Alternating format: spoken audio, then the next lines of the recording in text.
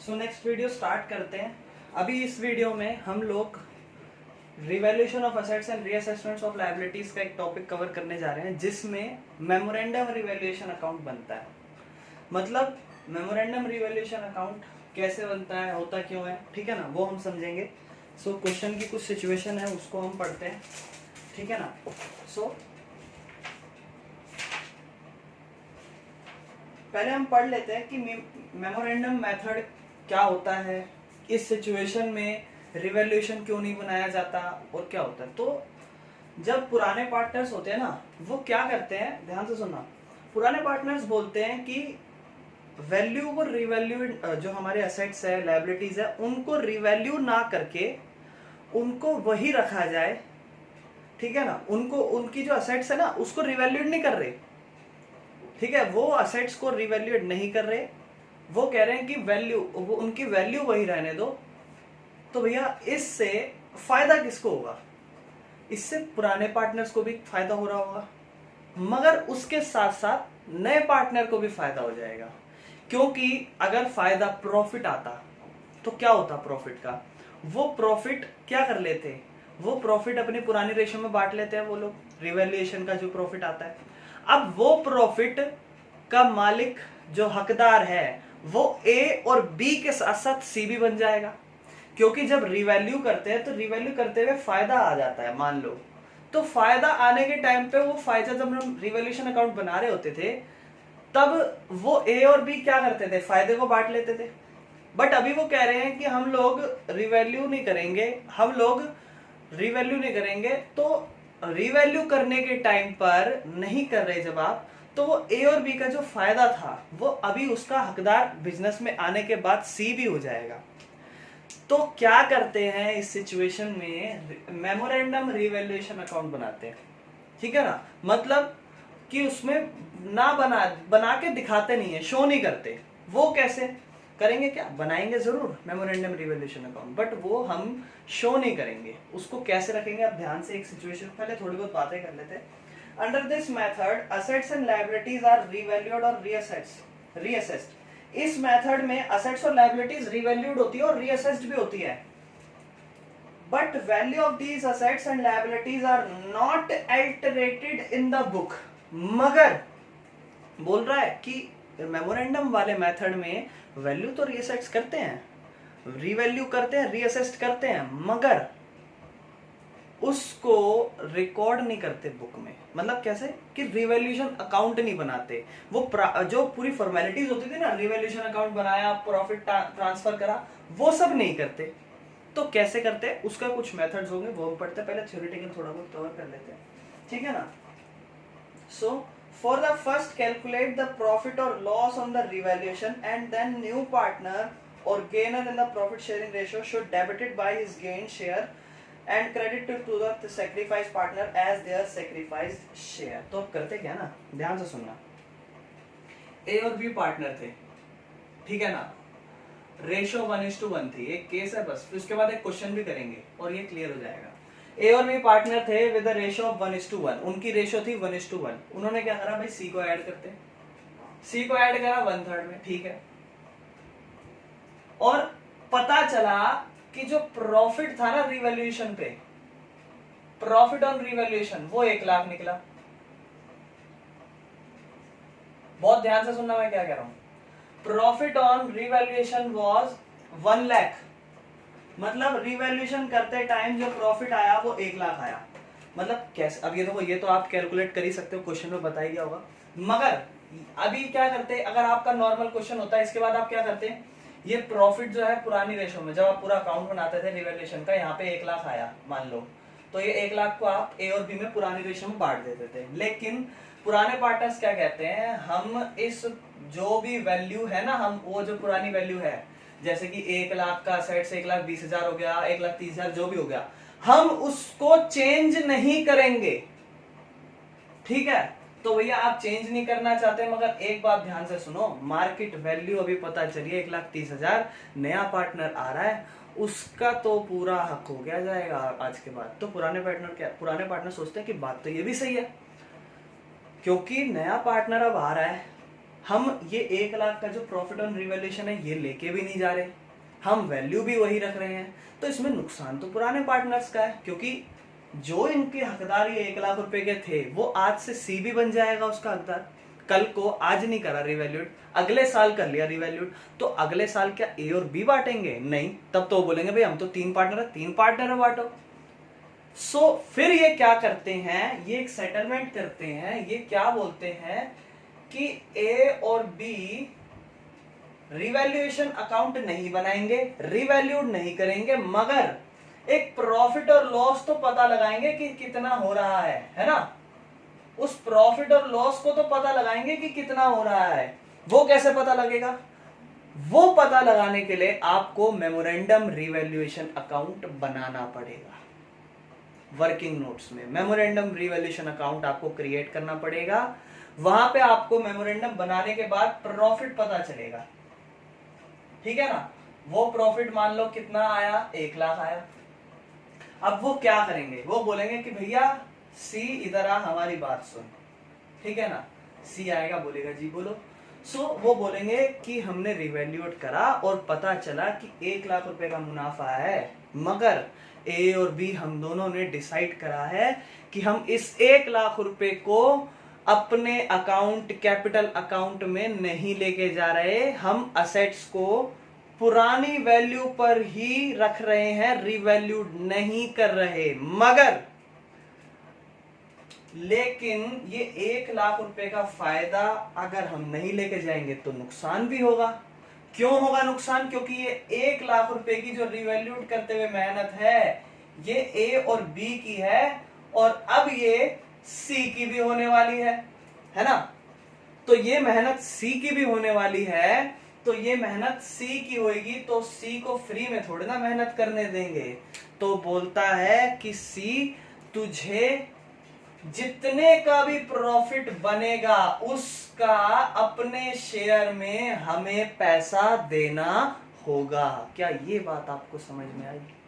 जैसे प्रॉफिट आया रिवैल्यूएशन का 1 लाख, ये प्रॉफिट जो है 1 लाख, इसका सी क्या करेगा?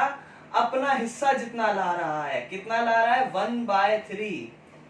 1/3 सी इसका किसको देगा? ए और बी को, क्योंकि वो रिवैल्यूड नहीं कर रहे, पैसा वही रख रहे हैं, मगर वो आज के बाद आपको हकदार बना रहे हैं। वो हकदार आपको फ्री में नहीं बनने देंगे। वो बोलेंगे कि आप जितना भी हमारा रिवैल्यूएशन मेमोरेंडम के टाइम पे रिवैल्यूएशन का प्रॉफिट बन रहा है, वो प्रॉफिट आपको सहन करना होगा और वो आपको हमें देना होगा। अब वो ए और बी को मिलेगा, तो इसकी जर्नल एंट्री बनती है बस, और कैपिटल लेजर में वो अकाउंट्स प्रिपेयर होते हैं। तो वो कैसे होगा? तो भैया फायदा किसको हो रहा है? ए और बी को, यानी कि ए और बी की कैपिटल क्या हो जाएगी?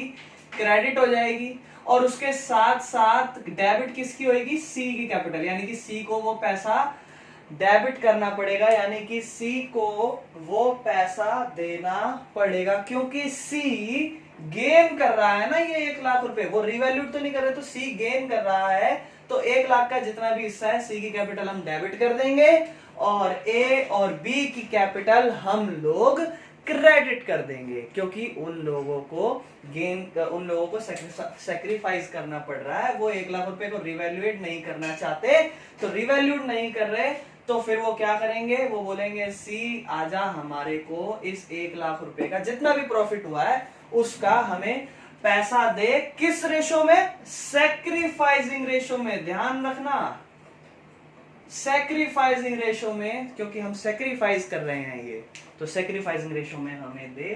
तो जिस क्वेश्चन में लिखा हुआ आए कि पुराने पार्टनर्स अपने वैल्यू को, अपने असेट्स और लायबिलिटीज को रिवैल्यूड और रीअसेस नहीं करना चाहते, तो उस सिचुएशन में इस तरीके से क्वेश्चन होगा। और इस तरीके का क्वेश्चन कैसे होगा उसका अभी एक पार्ट करने वाले हैं। उम्मीद है कि मैंने जो आपको थ्योरी समझाई है वो थ्योरी समझ में आई होगी, और अब हम इसका क्वेश्चन आगे करने वाले हैं। सो जल्दी से इसको अपने मन में बैठा लो, जैसे भी आप समझ सको, अदरवाइज क्वेश्चन से भी तो हम बहुत अच्छे से समझ जाएंगे। सो चलिए इसका अब हम क्वेश्चन पढ़ते हैं। मैंने एक क्वेश्चन आपको पहले ही करा रखा था, उसी क्वेश्चन को हम जो है कंटिन्यू करने वाले हैं।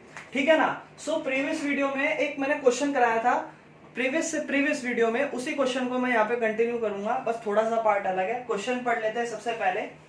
जो क्वेश्चन है उसमें आपको बैलेंस शीट दी गई है, पुराना क्वेश्चन है, पहले ही हम कर चुके हैं, ठीक है ना, सारी चीजें पुरानी। ए और बी पार्टनर थे विद रेशियो ऑफ 2:1, ठीक है ना। ए जो पार्टनर है विद रेशियो ऑफ 2:1, उन्होंने सी को ऐड करने का सोचा, और सी को जब उन्होंने ऐड करने के लिए सोचा, सी का शेयर जो था वो 1/4 था, ठीक है ना। अभी क्या है ना, देखो मैं पहले भी ये क्वेश्चन करा चुका था, इसमें भी सैक्रिफाइसिंग रेशियो हमने कैलकुलेट करी थी, सैक्रिफाइसिंग रेशियो 2:1 ही आई थी, तो सैक्रिफाइसिंग रेशियो 2:1 ही है, ठीक है ना। उसके बाद उन्होंने सी को ऐड करने के लिए सोचा, सी 1 लाख रुपए अपनी कैपिटल ला रहा है और 60,000 रुपए अपना हिस्सा ला रहा है गुडविल पे, ठीक है ना। सी अपना हिस्सा गुडविल और कैपिटल दोनों ला रहा है। उसके बाद आपको bills payable, cash in hand, sundry debtor सब दे रखा है, एंड उसके बाद आपको बोला कि सी अपना हिस्सा ला रहा है, तो पहले उसको एडजस्ट करो। तो देखो पहले हम क्या करते हैं, हम जर्नल एंट्रीज बना लेते हैं, उसके बाद हम अकाउंट्स भी बना लेंगे। पहले मैं जर्नल एंट्री ही बनवा रहा हूँ, रोक रोक के आपको करवा देंगे। पहले हम जर्नल एंट्री बना लेते हैं, इस सिचुएशन में जर्नल एंट्री कैसे बनेगी उसको हम समझते हैं, एंड देन हम आगे जाके उसको कंटिन्यू करेंगे। सबसे पहले 1,60,000 रुपए सी ला रहा है, तो ये particular debit credit journal entry start करते हैं। क्या आ रहा है बिजनेस में, पैसा, bank account debit to C's capital and to premium for goodwill which is of 60,000, capital 1 lakh रुपए की, टोटल आया 1,60,000। उसके बाद इसको क्या करते थे, प्रीमियम फॉर गुडविल को हम बांट देते थे ए और बी में with sacrificing ratio. This is the treatment of goodwill, ये ट्रीटमेंट था। 60,000 रुपए को 2:1 में, तो 40 और 20,000 रुपए में बट गया था। यहां तक तो ट्रीटमेंट ऑफ गुडविल चला। आप ध्यान से सुनना मेरी बात, मैं यहाँ पे कहने वाला हूं कुछ बातें, उसको बड़े ध्यान से सुनना जो मैं बात यहाँ पर कहने वाला हूं। अगली बात क्या है इस क्वेश्चन में, ट्रीटमेंट के बाद आपको प्लांट एप्रिशिएट हो गया 10%, वो सारी एंट्री अभी छोड़ते हैं, ये सारी एंट्री हो जाएगी। इसके बाद चलो पहले इनकी भी एंट्रीज कर लेते हैं। Plant is to be appreciate by 1 lakh, is to be appreciate to 1,20,000। तो प्लांट आपका 1 लाख रुपए का था और बोला is to be appreciate to 1,20,000, यानी कि 1 लाख से 1,20,000 हो गया, मतलब 20,000 रुपए का प्लांट बढ़ गया। तो प्लांट वो बढ़ गया, तो plant account debit to revaluation account कितना, 20,000 से, ठीक है ना। उसके बाद आपको बोलता है and the building is appreciated to the 10%। 1.5 lakh रुपए की बिल्डिंग थी, उसमें 15% बढ़ 10% बढ़ गया। 1.5 लाख का 10% कितना होता है, 15,000, यानी कि बिल्डिंग भी कितने से बढ़ गई, 15,000 से। Building account debit to revaluation account 15,000। चलिए next entry says stock was found over valued 4,000। Stock 4,000 रुपए का ओवर वैल्यू था, तो क्या करेंगे, कम करेंगे, तो स्टॉक कम हो जाएगा, तो स्टॉक क्या हो जाएगा, क्रेडिट हो जाएगा 4,000 रुपए से, और एंट्री होगी रिवैल्यूएशन अकाउंट डेबिट। ये सारी मैं पहले करा चुका हूं, ठीक है ना। उसके बाद नेक्स्ट है प्रोविजन फॉर डाउटफुल डेब्ट इज क्रेडिट एट 5%। डेटर है आपके 60,000 रुपए पे, तो उस पे प्रोविजन फॉर डाउटफुल डेब्ट भी क्रिएट करना है। डाउटफुल डेब्ट मतलब डेटर क्या हो गए, कम हो गए, डेटर कम हो गए, यानी कि असेट्स कम हो गई, तो असेट्स कम हो गई तो क्रेडिट हो गई होगी किस नाम से, प्रोविजन फॉर डाउटफुल डेब्ट के नाम से 5%। 60,000 का 5% कितना होगा, 3,000, किस नाम से, रिवैल्यूएशन अकाउंट डेबिट के नाम से। यहां तक कि हम जनरल एंट्रीज प्रीवियस वीडियो में भी हमने कर रखी थी। आगे कंटिन्यू करते हैं। अगली एंट्री में बात करता है, कहता है अगली एंट्रीज में, उसके बाद क्रेडिटर अनरिकॉर्डेड थे 1,000 रुपए के, अनरिकॉर्डेड थे मतलब लायबिलिटी बढ़ गई, क्रेडिटर बढ़ गए, तो टू क्रेडिटर कितने के, 1,000 रुपए के। डेबिट में क्या, रिवैल्यूएशन अकाउंट डेबिट 1,000। क्या ये बात समझ में आई। ये सारी एंट्री हो गई, ठीक है। यहां तक तो हम कर रहे थे, बट इसी के बाद जो अब टर्निंग पॉइंट है यहाँ पर, वो क्या है अगली एंट्री में, which says that partner decided to not to alterate old firm's assets and liabilities, give journal entries and show its effect on capital and prepare new balance sheet at the time of admission। ध्यान से सुनो, बहुत अच्छे से सुनना। Partners ने क्या बोला कि हम ना अभी क्या कर रहे हैं, नहीं तो इसीलिए देखो पार्टनर्स बोल रहे हैं कि हम न्यू चीजें, जो न्यू वैल्यू आई है, रीवैल्यूड है, असेसमेंट्स और रीअसेसमेंट्स, ये सारी चीजें। सो पार्टनर्स कह रहे हैं कि हम इसको चेंज ही नहीं कर रहे, हम वही रखेंगे, मगर इससे फायदा हो जाएगा पुराने पार्टनर्स को, नए पार्टनर को। तो वो नया पार्टनर क्या करेगा, वो नया पार्टनर हमें उस जो प्रॉफिट का हिस्सा बनेगा रिवॉल्यूशन अकाउंट में से, मेमोरेंडम रिवॉल्यूशन अकाउंट में से, वो हमें सैक्रिफाइसिंग रेशो में देगा। तो मतलब क्या हुआ, यानी कि इसका मतलब ये हुआ कि आपने ये सारी एंट्रीज निकाली, विच इज गुड, ठीक है, बट इनकी जर्नल एंट्री नहीं मांगी है। क्यों नहीं मांगी, क्योंकि रिवैल्यूएशन अकाउंट ही नहीं मांगा। यानी कि ये जितनी भी हमने जर्नल एंट्री बनाई ये किसी काम की है, काम की तो है, मगर इसे आप क्वेश्चन में मत कर लेना, इसीलिए पहले पूरा क्वेश्चन पढ़ना चाहिए। पूरा क्वेश्चन कहता था कि मेमोरेंडम वाला केस है, सो मेमोरेंडम वाला केस है, यानी कि आप एक वर्किंग नोट में मेमोरेंडम अकाउंट बना के दिखा देना, मेमोरेंडम रिवैल्यूएशन अकाउंट, वहां पूरी एडजस्टमेंट करके दिखानी पड़ेगी आपको वर्किंग नोट में, मगर जर्नल एंट्री आप नहीं बना सकते क्योंकि रिवैल्यूएशन अकाउंट नहीं बन रहा, उसकी जर्नल एंट्री कैसे बना दोगे, ठीक है ना। सो रिवैल्यूएशन अकाउंट बनाओगे, ठीक है ना, तो यहाँ पर रिवैल्यूएशन अकाउंट आप बनाओगे पूरा, ठीक है ना। तो रिवैल्यूएशन जब अकाउंट बनाओगे तो उसमें मैं डायरेक्ट कर देता हूँ, आपका प्रॉफिट लिख देता हूँ। मान लो प्रॉफिट आया 27,500, जो कि क्वेश्चन में आएगा।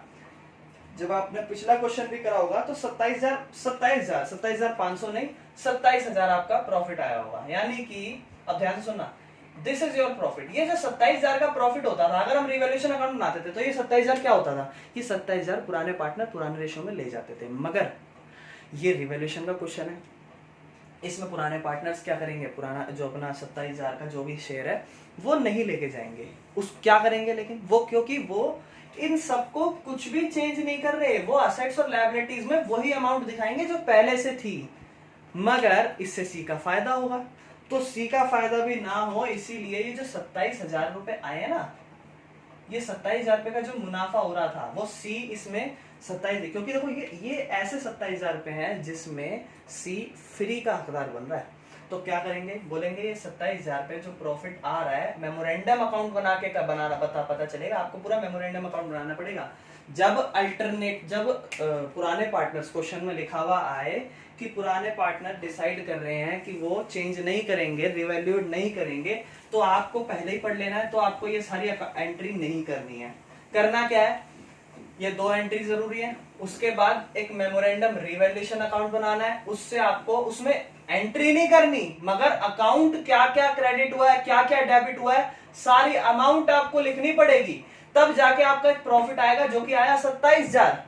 वो 27,000 रुपए में सी फ्री फंड का शेयर लेके बैठा है, तो सी का शेयर कितना है 27,000 रुपए में, वो आप माइनस करोगे, पूरा 27,000 नहीं देगा सी, क्योंकि 27,000 में 3 लोगों के हिस्से हैं, लेकिन होने कितने लोगों के चाहिए, 2 लोगों के, सी का नहीं होना चाहिए। तो सी क्या करेगा, वो 27,000 रुपए में अपना 1/4 किसको दे देगा, ए और बी को दे देगा, किस रेशो में, सैक्रिफाइसिंग रेशो में।